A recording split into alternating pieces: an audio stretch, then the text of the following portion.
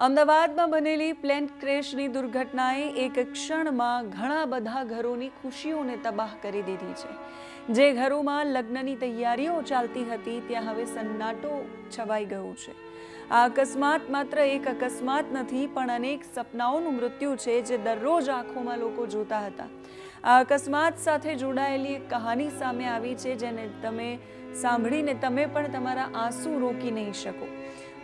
અમદાવાદમાં એર ઇન્ડિયાના વિમાનની દુર્ઘટનાના સમાચાર સાંભળીને ઉદ્યોગપતિ સોરીન પાલખીવાલાના જીવનના જૂના ઘા તાજા થઈ ગયા।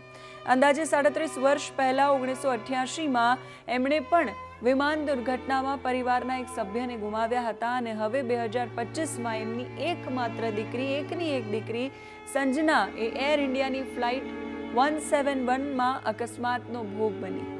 12મી જૂને અમદાવાદમાં થયેલી વિમાન દુર્ઘટનામાં 242 મુસાફરો અને ક્રૂ સભ્યો સહિત લગભગ 270 લોકો હતા જેનું મૃત્યુ થયું। એકમાત્ર વ્યક્તિ એમાંથી બચી ગયો। અમદાવાદ સ્થિત એક ઉદ્યોગપતિની એકમાત્ર દીકરી સંજના માત્ર 26 વર્ષની હતી। એના કોલેજના મિત્રોને મળવા એ યુકે જઈ રહી હતી પણ એની સફર ક્યારેય પૂરી ન થઈ શકી। સંજનાના પિતા સોરીન પાલખીવાલાએ કહ્યું માધ્યમોને પ્રતિક્રિયા આપતી વખતે કે જ્યારે એમને આ સમાચાર મળ્યા એર ઇન્ડિયા ફ્લાઇટ 171ના ક્રેશના તો એ સ્તબ્ધ થઈ ગયા। એમની પગ નીચેથી જમીન સરકી ગઈ। સમજવામાં બહુ સમય ન લાગ્યો કે એમની દીકરી હવે આ દુનિયામાં નથી। ઓફિસથી એ સીધા ઘરે પહોંચ્યા અને એમની પત્ની સોનાલીને લઈને સીધા સિવિલ હોસ્પિટલ પહોંચી ગયા। જૂના ઘાવને યાદ કરતા સોરીન પાલખીવાલા કહે છે 1988માં પણ એમણે એક વિમાન દુર્ઘટના જોઈ હતી જ્યારે એમની બહેનના સસરા પ્રદીપ દલાલનું અવસાન એમાં થયું હતું। એ સમયે તો એ બહુ જ નાના હતા। એમને ખબર નહોતી કે દાયકાઓ પછી એ જ પીડા એના કરતાં પણ ભયંકર સ્વરૂપમાં એમની સામે પાછી આવશે અને એમની દીકરીને લઈ જશે। પાલખીવાલા કહે છે ભગવાને અમને બહુ જ મોડા બાળકના આશીર્વાદ આપ્યા અને વહેલું પાછું લઈ લીધું। એમની દીકરી સંજનાનો જન્મ એમના લગ્નના 14 વર્ષ પછી થયો।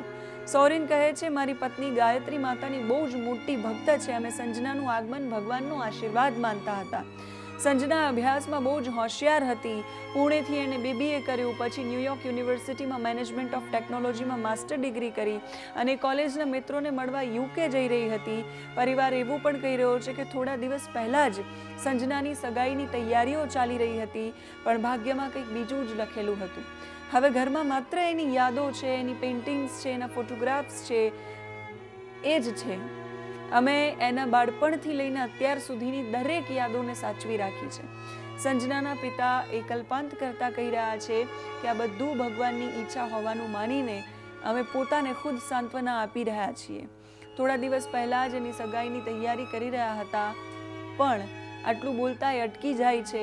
એમની પાસે શબ્દો નથી આ પીડાને વ્યક્ત કરવા માટે અને આવા તો કેટલાય પરિવારો છે કે જેનું સ્વજન છે એ આ પ્લેન ક્રેશ દુર્ઘટના છે એ લઈ ગયું છે।